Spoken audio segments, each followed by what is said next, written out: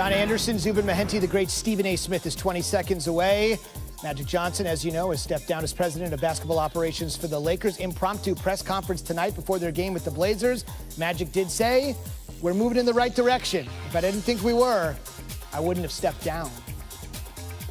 And as promised, Stephen A. Smith now on SportsCenter. And Stephen A., I don't know if you got the news from a tweet or from a source or however, but just give me your initial reaction when it hit your ears. Magic Johnson's quit the Lakers.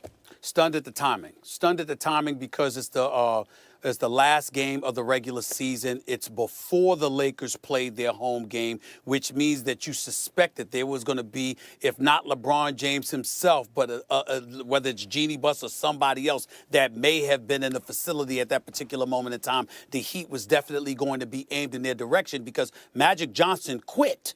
And Magic Johnson is not a quitter. So why would all of a sudden he elect to do this? Remember, he made that statement prior to last summer and acquiring LeBron James. In other words, what he was saying is, if I can't get a marquee talent here, then obviously I'm not doing my job, and I'll step away. Nobody will have to push me away. Well, if you've acquired LeBron James, universally recognized as the best player in the game, at least before his injury, why would all of a sudden you decide to walk away unless you believe that you couldn't get him any help, you couldn't hire the coach that you wanted to hire, you couldn't get rid of the GM you may have wanted to get rid of?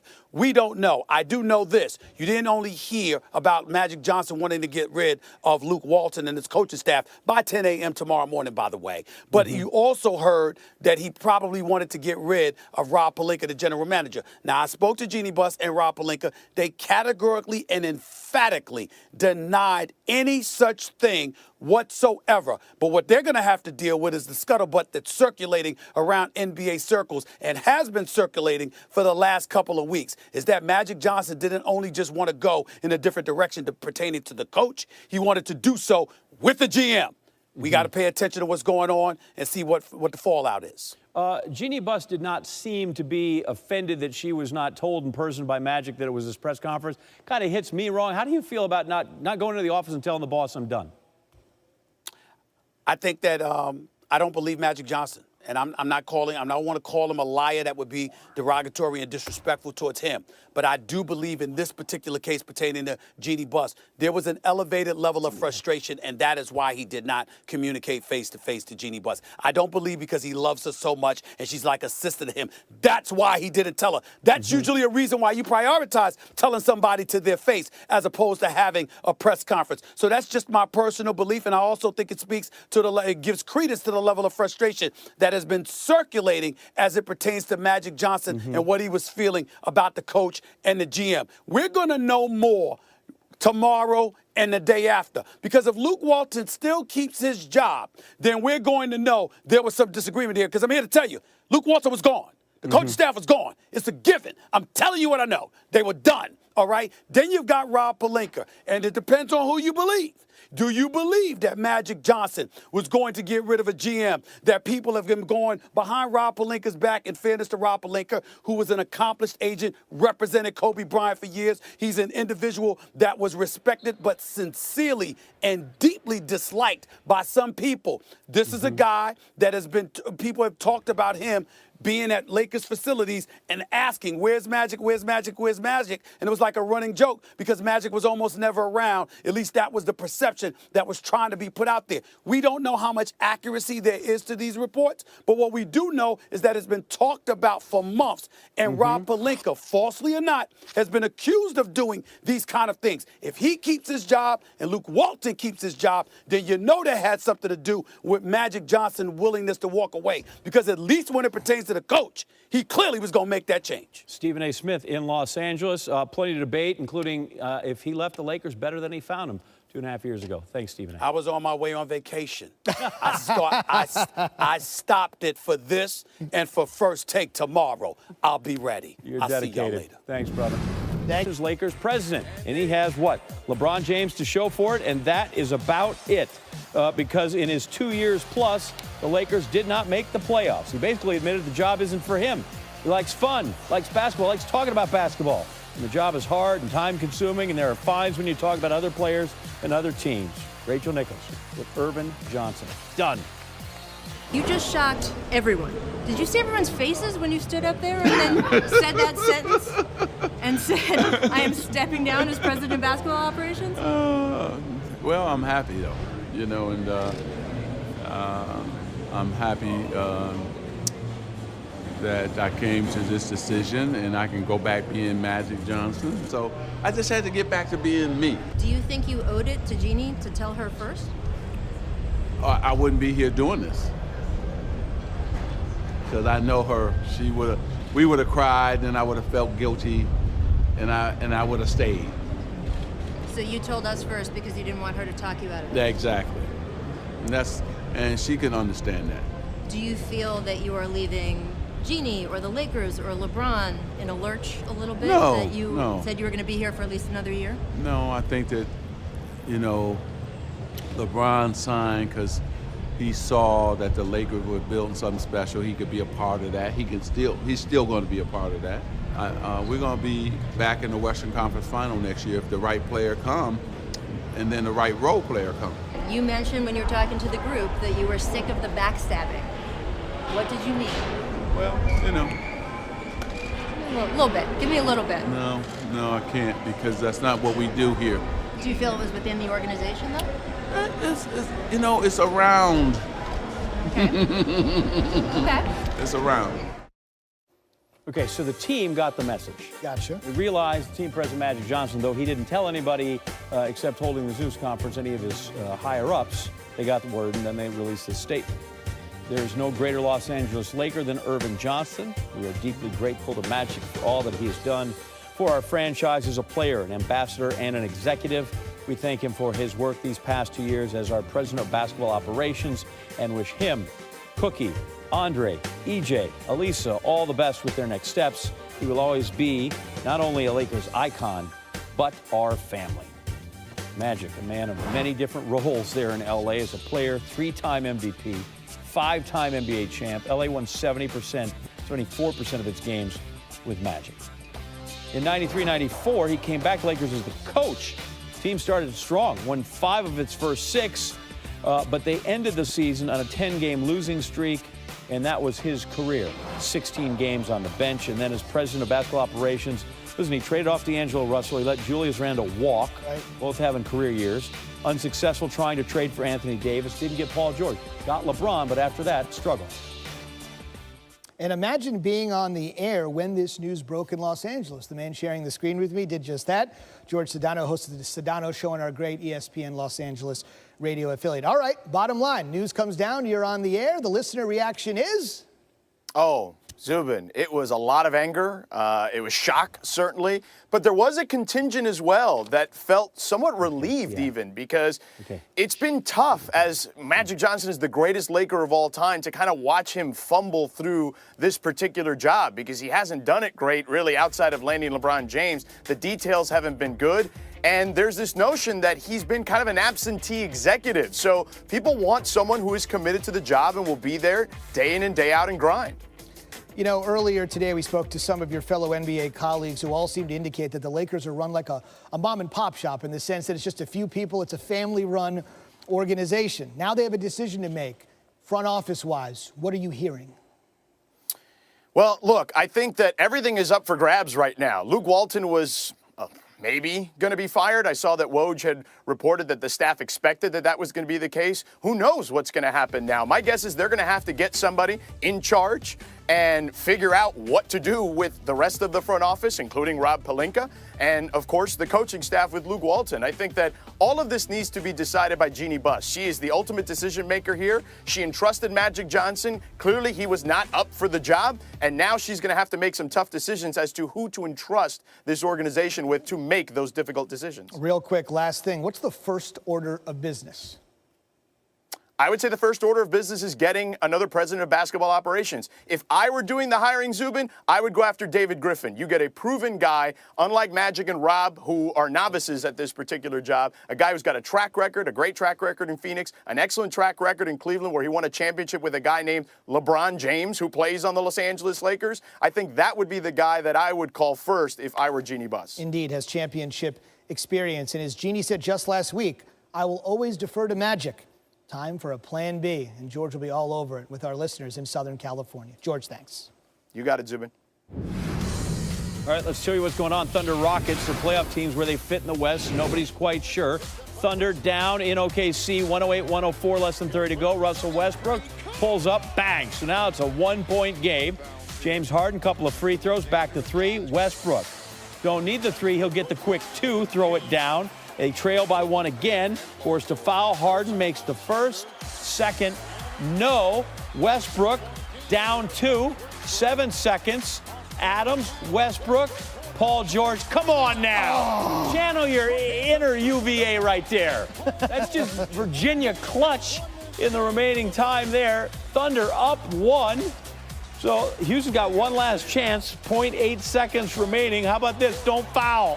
Harden, not a bad look. No, bounces away. The Thunder. My goodness, what a return. Guess what? Westbrook, triple-double.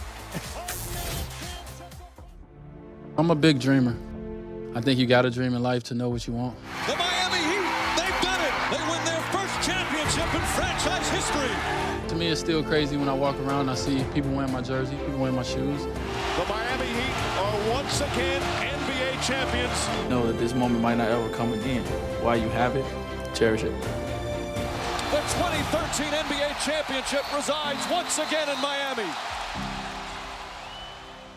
I ain't got nothing left. Before Dwayne Wade came along, the Miami Heat franchise was most famously known for a fight because they would brawl with the Knicks. Before Dwayne Wade came along, most people thought they actually knew how to spell Dwayne with the A between the W and the Y.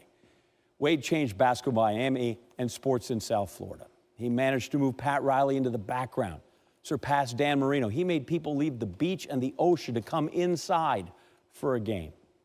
He was so good, the bedrock of something so strong, that LeBron James made the decision to leave Cleveland and play with him.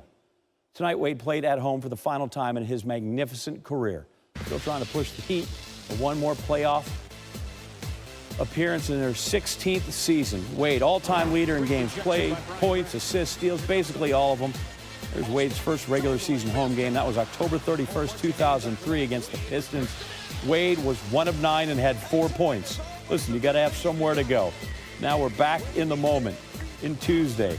Wade, pregame, moment with his family and then with his extended family. Y'all not about to make me cry before this game. So as this season's been about me, I've enjoyed this season with you guys, man. I got some brothers that will always be my brothers. I love you guys, man. All right? Heat Nation, thank you. Love you guys. Wade, a little victory lap around the floor before the game started. That's just getting loose. At that age, you don't want to pull anything. Wade comes around the screen, gets the pass, and finishes with a dunk.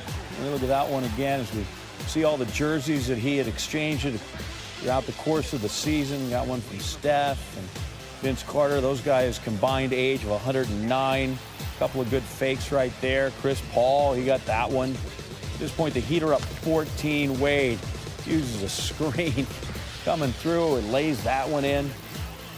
Wade, big first half. One more time.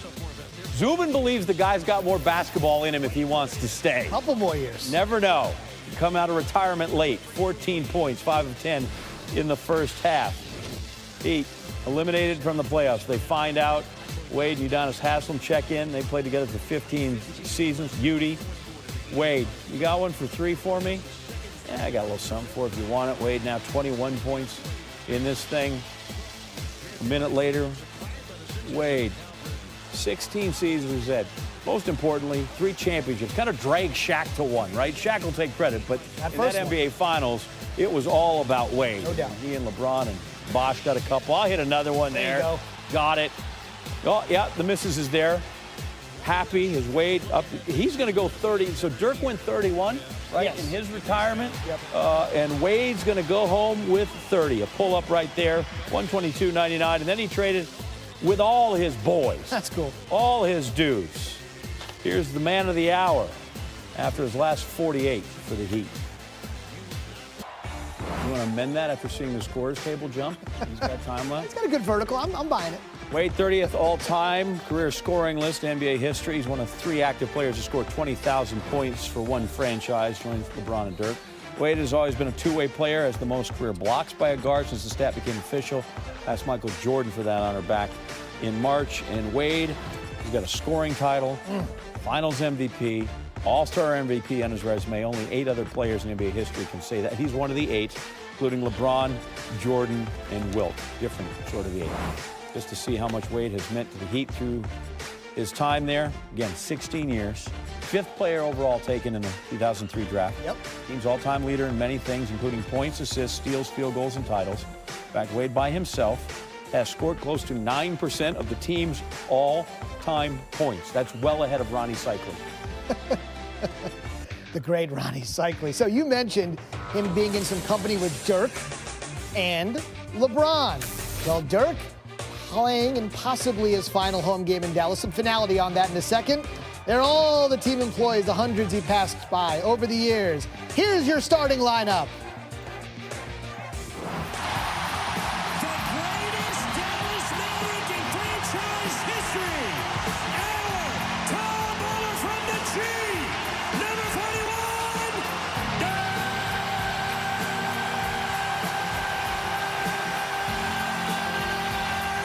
Nowitzki.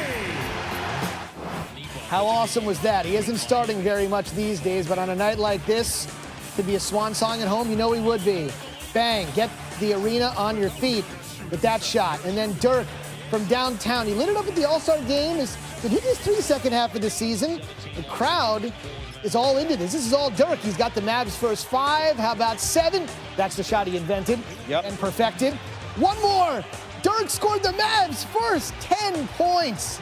21 years in the league, 14-time All-Star, 6th most points in NBA history, and look at the future of the Mavs. Loving it with the present, at least for the next several minutes. He had a triple-double. He was brought to tears, tribute video on his charity work. He's meant so much to the North Texas community. And then Harris finds Nowitzki from downtown. You can watch this baby on a loop, this fadeaway thing. I mean, it's amazing. Yeah, been for 21 seasons. Yep, off glass, still got it. They got a game tomorrow in San Antonio, but this is the one, right? They're not going to the playoffs. The Suns aren't going to the playoffs. Say goodbye at home and go out in style. Dirk from downtown, 4 threes in the first half. Apparently, he still got it in the second half. But look at this. Skying before the start of the quarter. He still got some ups. Showing it all. And then Powell to Nowitzki. Took him 31 shots to get 30 points, but on a night like this, if you don't pass it back to Nowitzki, you got a problem. Yeah. Doncic, look at how excited Doncic is. It's awesome. And then obviously next year with Porzingis coming in, maybe he can take over for Nowitzki, and maybe they'll get another title. Obviously that man led him to their first. I mean, look at that. It's like an automatic after all these years. Unbelievable. All the greats there, Barkley, Pippen, Larry Bird, Sean Kemp was even there to celebrate Dirk's legacy in a Mavs win. And after the game, listen to the praise head coach Rick Carlisle gave this guy as a Dallas sports icon. Let's give a big Dallas round of applause for the greatest athlete in the history of Dallas, Dirk Nowitzki. As you guys might expect, this was my last home game. Yeah.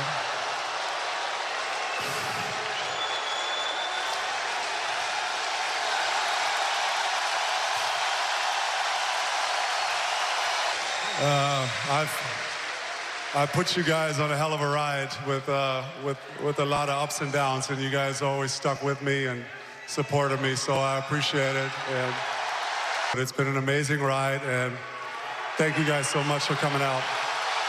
You know, I'll never be gone. I'll stay here. This is my new home with my wife and my kids.